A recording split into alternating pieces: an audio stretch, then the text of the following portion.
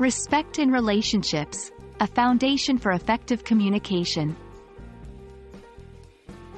Hello, English language learners. In this video, we're going to delve into the concept of respect in relationships. This term is often used to describe how individuals treat each other within a relationship.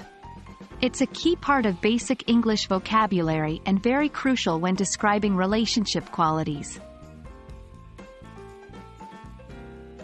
Respect, in terms of relationships, refers to the feeling of deep admiration for someone due to their abilities, qualities, or achievements.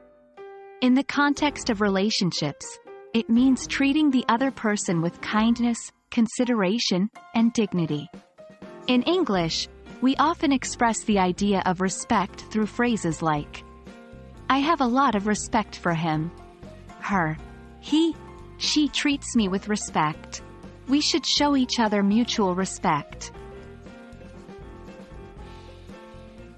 Let's see how we can use the term respect in describing relationship qualities.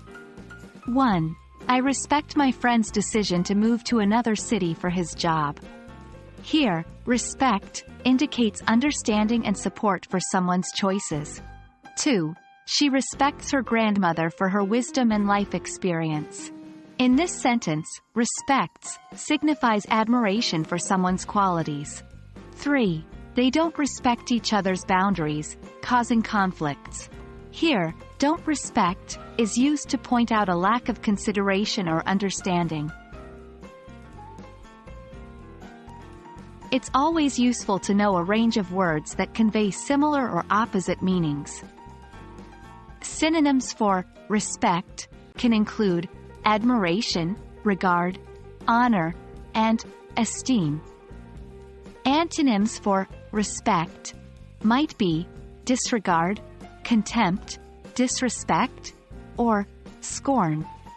For example, he has a lot of admiration for his teacher. Synonym usage: she showed total disregard for his feelings. Antonym usage. And that wraps up our discussion on the concept of respect in relationships. We've covered its meaning, how to use it in sentences, and some synonyms and antonyms. Remember, understanding and using words like respect can significantly enrich your English conversations, especially when talking about relationships. We hope this video helps you in your English language learning journey. Keep practicing and we'll see you in our next lesson. Happy learning!